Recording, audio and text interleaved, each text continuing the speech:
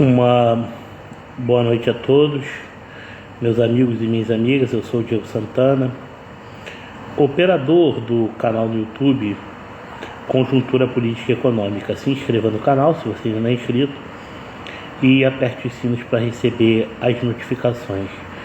Deixe o seu like, o seu parecer e vamos fortalecer as plataformas digitais. Esse domingo, dia 25 de fevereiro, vai ficar marcado por uma grande manifestação que condiz com a história que o Brasil construiu a partir de 2018, que na verdade é uma verdadeira história de uma democracia líquida e com liberdade incondicional das pessoas de se libertarem dos velhos revezamentos políticos que apenas modificam a forma de interpretar, mas com a mesma essência ideológica. Claro que eu estou falando especificamente dos períodos que nós tivemos governos da esquerda, né? Hoje temos, claro, no poder, no revezamento entre PT e PSDB, onde o modelo econômico de manipulação dos gastos públicos eram bem similares, um através do sistema bancário e o outro da banda cambial, e criando programas de transferência de renda que são fatores que não geram crescimento, pelo contrário, apenas aumentam as despesas do Estado, tornando-o pesado para a economia. Mas vamos ao que interessa.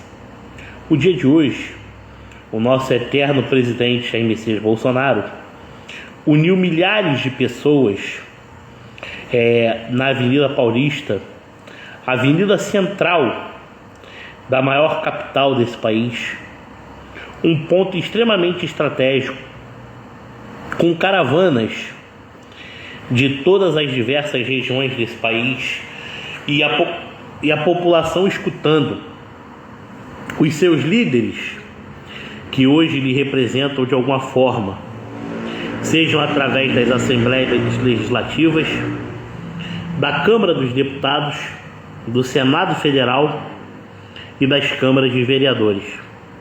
Isso é uma prova de ampla mobilização popular da política paralela à velha guarda, de partidos oriundos apenas a herança do modelo da velha república, que impactaram diretamente nos mais diversos acontecimentos da história brasileira, que até hoje são estudados nas salas de aula e referendados pela hoje Federação Brasil, que é composta por PV, PT e PCdoB.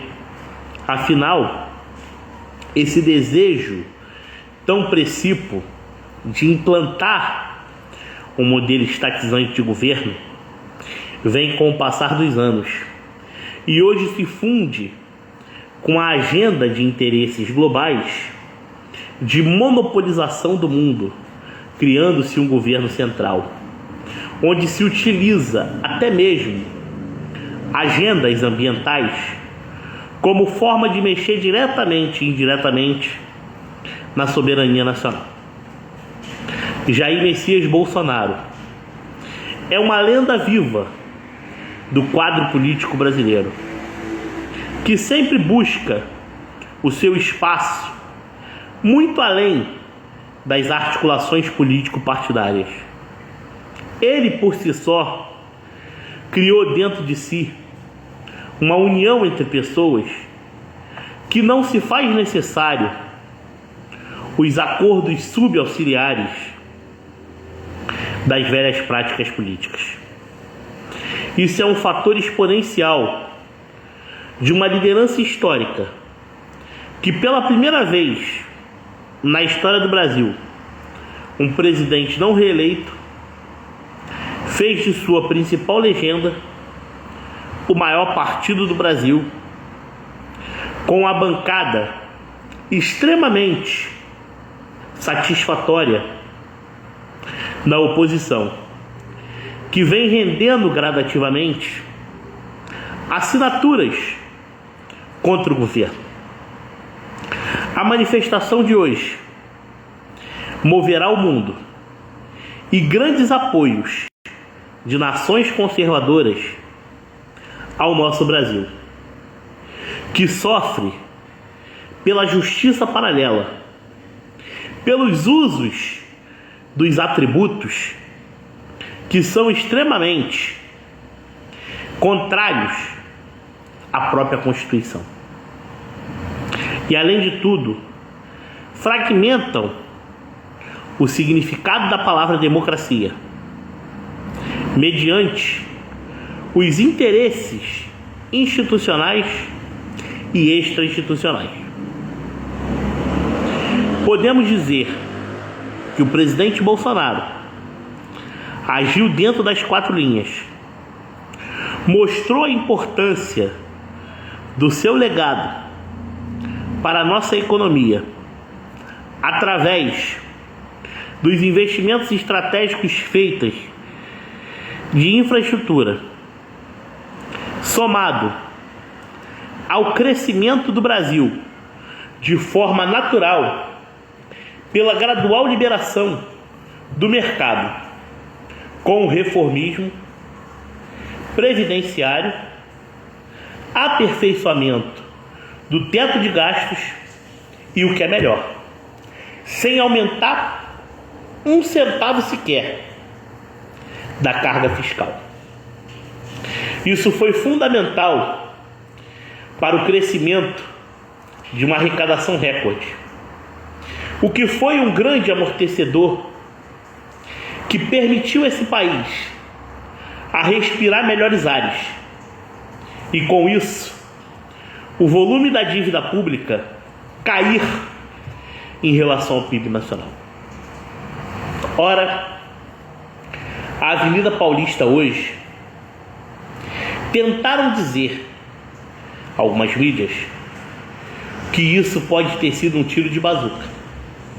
Não foi. Afinal, nós temos o direito de nos manifestar e levantar a mão no momento mais crítico que a nação está passando. Uma crise político-institucional de um governo para pagar seus compromissos em 1 ano desconcertou as contas públicas com suas medidas populistas.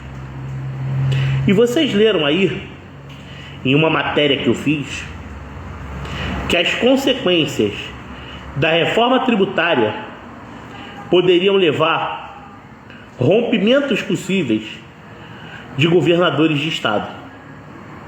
O estratégico Partido União Brasil, com certeza, buscará de forma gradual a sua ruptura junto ao governo. A ida da senadora Soraya Tronic para o Podemos é pelo fato de que o PSDB modernizado, podemos assim chamar esse fatídico Podemos que diz de ser tendência à direita, deixa a sua bancada votar como achar melhor. Enquanto União Brasil tem feito uma orientação de bancada estratégica. E isso mostra que apenas precisa de uma união com os republicanos e os progressistas para que possa dar andamento à ruptura direta em relação à coalizão entre o governo e o Congresso. A presença de Ronaldo Caiado na Avenida Paulista não foi à toa. Demonstra que ainda existe um clamor gigantesco pelo ex mais querido do Brasil. E, além de tudo, uma insatisfação com a destruição da pátria e com um modelo econômico totalmente avesso aos rumos que o Brasil deveria tomar. Pois se a dívida está crescendo, significa baixa captação de recursos, o que significa juros cada vez mais altos. E como consequência disso, uma estagflação, que significa uma inflação de custo elevado devido ao peso da máquina pública, mas crescimento econômico abaixo de zero. Isso significa PIB negativo, cíclicas depressões que podem culminar com perda estratosférica de investimentos e fechamentos de pontos comerciais que geram emprego e renda.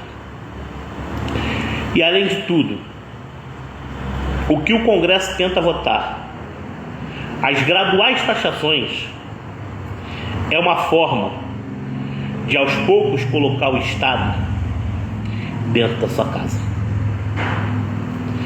E essa implantação desse modelo de governo permite a destruição, lesionando o futuro de uma pátria que empreende e descentraliza o seu modelo econômico com o equilíbrio que nós merecemos. Afinal, a irresponsabilidade fiscal continua reinando. Principalmente que, se nós estabelecermos o comparativo em relação ao crescimento, mostra-se encolhimento. Só para lembrar uma coisa para vocês: a esquerda, ela tenta transformar verdades em suposições e mentiras em verdades. Por exemplo, existe o país das maravilhas da esquerda e existe o Brasil real. Se nós levarmos a questão do orçamento público, que são os gastos desenfreados com as pastas ministeriais, o que se foi supostamente investido dava para esse país ser o país das maravilhas. Na verdade, muito se gastou e pouco se fez. Logo, muito se saqueou e tornou-se o país cada vez mais dependente dos investimentos estrangeiros. Afinal, não criar mecanismos de crescimento adequado da indústria levam a perdas graduais. Os acordos comerciais que o Brasil ainda colhe os frutos foi feito por Jair Bolsonaro entre 2021 e 2022. No meio de uma pandemia, o Brasil fez estoque de fertilizantes e, além de tudo, teve exportação recorde das commodities e dos produtos primários, onde nós somos autossuficientes e maiores produtores. Dia 25 de fevereiro do ano 2024, um marco histórico comprobatório de uma esquerda que se omite, de uma esquerda que sabe que a sua popularidade não transcende ao que disse as urnas. E como bem disse o nosso deputado federal Gustavo Gayer, hoje eles estão conversando entre si para criar uma nova narrativa de golpe de Estado. Ou melhor ainda, como bem disse o pastor Silas Malafaia, no passado a justiça era parcial, com tendências políticas. E hoje que nós temos um recente ex-governador de um estado vizinho ao estado do Pará, que é o estado do Maranhão, na Corte Suprema. Isso seria um neoparlamentarismo judicializado, tirando os poderes de incumbência real do legislativo brasileiro? Essa pergunta, quem poderia nos responder em larga proporção seria o presidente do Senado Federal, o Rodrigo Pacheco, ou Pachequinho, como diz o ex-deputado Roberto Jefferson.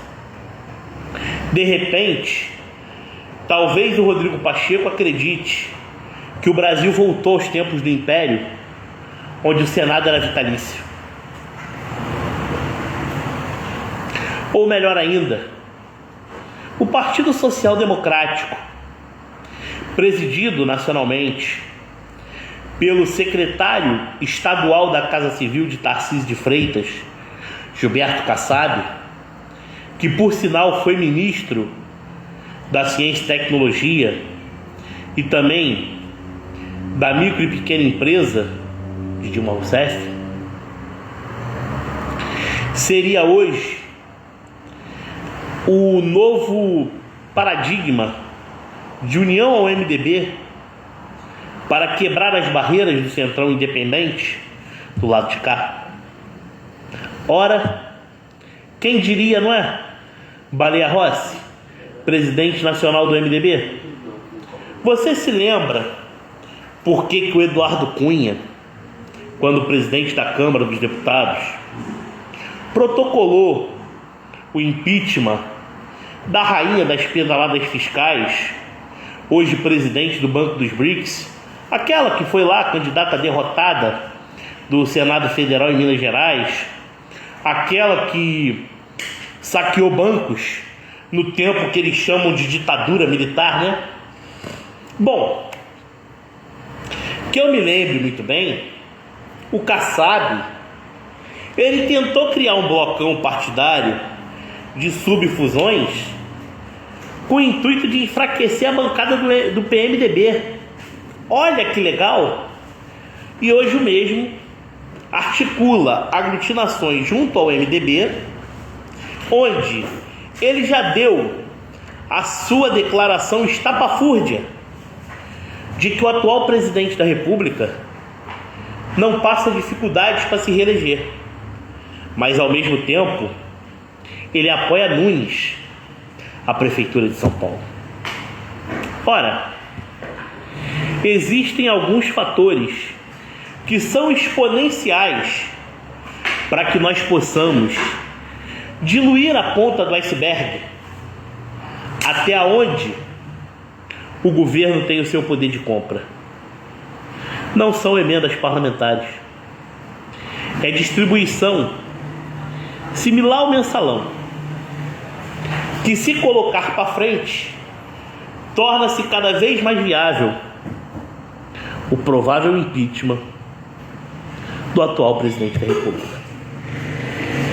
E mais ainda, a figura do senhor Geraldo Alckmin, o vice-presidente da República, ainda merece que a Polícia Federal investigue uma série de irregularidades que envolvem o seu governo no estado de São Paulo. O seu antigo partido, de sua belíssima origem chamada PSDB, hoje tenta dizer que é oposição. Só que vocês conhecem Fernando Henrique Cardoso. Não vai permitir que o PSDB faça oposição, uma vez sabendo que o eleitorado conservador não se concentra mais na esquerda caviar do socialismo democrático e da moeda sem lastro, que deu uma falsa impressão de controle da inflação. Meus amigos, 25 de fevereiro ainda vai dar o que falar. O grito de volta a Bolsonaro, mito, capitão do povo, não fui eu que inventei. Mas vocês têm que dar o braço a torcer que nunca na história do Brasil um presidente foi tão a cara da carência de seu povo por representatividade. Porque Deus, pátria e família e liberdade é desenvolvimento econômico. Deus, pátria e família e liberdade é igual a descentralização político-administrativa. Um Estado menor e cada um crescer nas proporções de seus méritos. O que é a metodologia de um país desenvolvido? Menos Estado, mais economia. Essa é a nossa dimensão. E que daqui para frente possamos lutar para que o desenvolvimento não fique só de boca. Precisamos lutar para combater a tirania em forma de preservação do fragmento democrático. Boa noite a todos. Conservadorismo liberal em ação. Conjuntura política e econômica, o seu canal de informação. Fiquem com Deus. Um abraço.